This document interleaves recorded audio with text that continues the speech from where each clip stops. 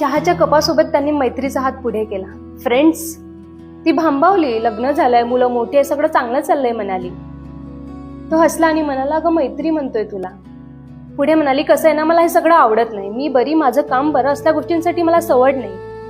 तो पुन्हा हसला आणि म्हणाला, अगं मैत्री म्हणतोय तुला.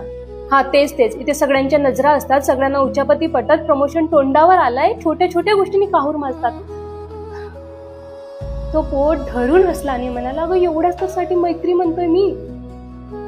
इतकं बोलताना तिला थाप लागली. चहा थंडगारच निघून गेला.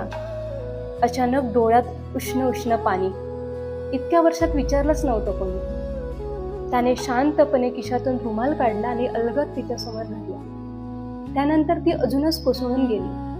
डोळ्यांच्या कडेने मनसोक्त पाहिली. यावेळेस तो हसला नाही. डोळ्यात डोळे रोखून म्हणाला, अगं एवढ्याच तर साठी मैत्री म्हणतोय तुला.